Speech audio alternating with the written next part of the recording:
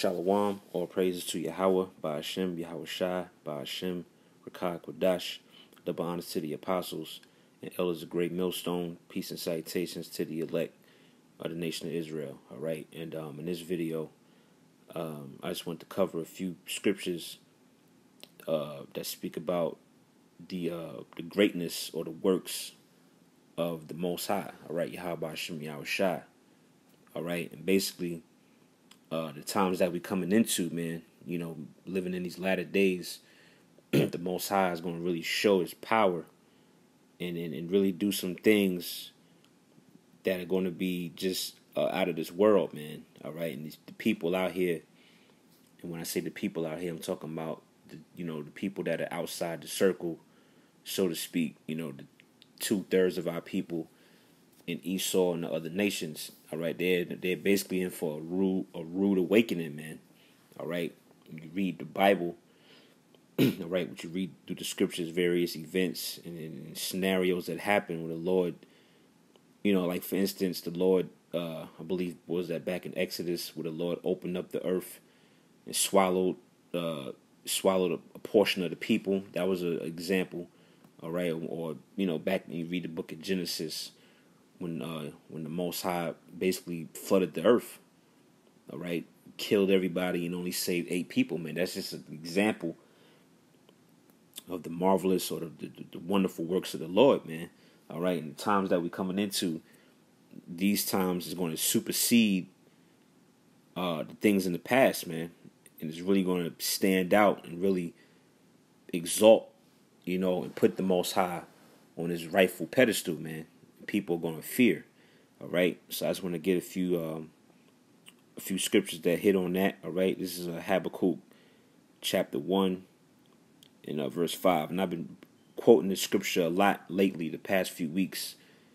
It says Habakkuk 1:5. It says, "Behold, ye among the heathen, in regard the wonder and wonder marvelously, for I will work a work in your days, which ye will not believe, though it be told to you." You see? So the times that we're coming into, all right, is things that's coming, people is going to blow their mind, man. All right, what the Yahweh Shem Yahweh Shai got up his sleeve. Hell, it's even the elect. Now, for the elect, it's not going to shake them up to the point where they lose the faith. It's going to actually increase their faith, man. But it's going to take them by surprise to a degree. Like, damn, yo, did you see that?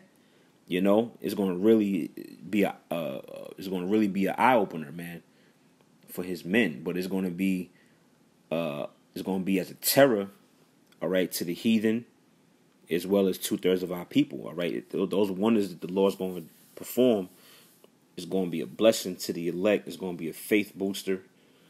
All right, but to the others, the ones outside the circle, so to speak, is going to be a terror unto them. All right, so I read that again, Habakkuk 1:5. "Behold, ye among the heathen in regard, and wonder marvelously, for I will work a work in your days, which ye will not believe, though it be told to you." Right, so we basically, man, we haven't seen nothing yet, man. Now, we see the marvelous works of the Lord now. All right, the Lord's bringing judgment on the earth. All right, in the form of storms and certain natural disasters and various other forms of judgment, but it's only going to increase. People are not even going to believe it. They're going to think this is a damn, a goddamn sci-fi movie or something, man. But it's going to be reality. I want to jump from there. All right, to Isaiah chapter 28, and should be the 21st verse. All right, this is Isaiah 28 and 21. "For the Lord shall rise up as in Mount Perazim." Right, and the Most High gonna rise up, man. There's a heavy, which brothers been going into that lately. How there's a very it's a lack of fear within the nation of Israel, but just all over the world. There's a lack of fear, man. All right, people have basically turned their back on the Lord. More people are becoming atheists. A lot more people are attacking the Bible. the Most High gonna rise up, man. All right, he gonna rise up and put fear back in the earth, man. It says, "For the Lord shall rise up as in Mount Perazim, and he shall be wroth as in the valley of Gibeon." I believe that word wroth means basically extremely angry. All right, because the Lord is angry, man, and the Lord's patience and mercy is running out, and he's about to hit the earth with something serious, man. It says, reading on, it says that he may do his work, his strange work, and bring to pass his act, his strange act.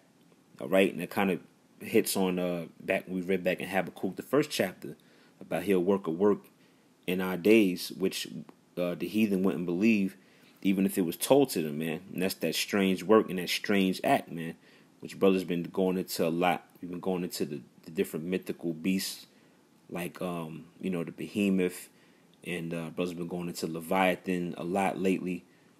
We've been dialoguing, talking amongst ourselves about various things that the Most High and Yahweh Shai have set aside and basically got on standby for the day of destruction, man. It's gonna look like a real life sci-fi movie out here, man. All right, and that's why Yahweh Shem Yahweh Shai is worthy to be praised and constantly giving thanks, man. All right, for the marvelous works that he's gonna perform on this earth, man. All right, primarily or really on the wicked, man. That's why these things are coming to pass. All right, to destroy and bring down the wicked, man. All right, primarily the so-called white man. All right, let me jump from there. Let me get this quick scripture real quick. This is Jeremiah 16 and 14. It says, "Therefore, behold, the days come, saith the Lord, that it shall no more be said, the Lord liveth, that brought up the children of Israel out of the land of Egypt." Why? Because that was a that was a hellified event, man. All right, you read the book of Exodus, you read the story, all right, about the children of Israel, which is our forefathers, all right, Negroes, Latinos, Native Americans, all the great things that he did in Egypt, all right. We go back to Moses and the different plagues and the miracles that he worked in Egypt, leading all the way up to the parting of the Red Sea, man. That was a marvelous thing. It's still spoken about to this day, all right. They've done movies about it. They've done several documentaries, all right, different things about that. It's still talked about heavenly, man. But it says what? That let me read on, Slakia, verse 15. "But the Lord liveth, that brought up the children of Israel out of the land of the north, and from all the lands whither he have driven them, and I will bring them again into their land that I gave unto their fathers." All right, and we're coming into that prophecy in these latter days, which is no longer going to be spoken of about what the Lord did in Egypt, but what the Lord going to do in America is going to, like I said, is going to supersede what he did then. So what's coming is going to be far more glorious and just powerful and just way out there, man. Which is really that's going into the so-called UFOs too, man. The chariots, which there's a kind of segued into that. There's a attack on the understanding of the chariots now, man. You have particular guys who are trying to disregard that the UFOs, so-called UFOs, as people deem them, are not talking about the chariots, which that's what it's talking about, man. The Lord gonna bring chariots, all right, to come and to beam up or to save the elect out of the destruction, man. That event is gonna be so glorious and mind blowing. It's gonna basically make people basically forget about Egypt, so to speak. I mean, not forget it. It's going to still be recorded in our history, but the deliverance out of America is going to basically be better, to put it in basic terms, man. All right. Let me get one more scripture on that. I came across this just a second ago. All right, Psalms, the 105th chapter, and I just start at 3, all right, and read on down to verse 5. It says, "Glory ye in his holy name. All right? Let the heart of them rejoice that seek the Lord. Seek the Lord and his strength. Seek his face evermore.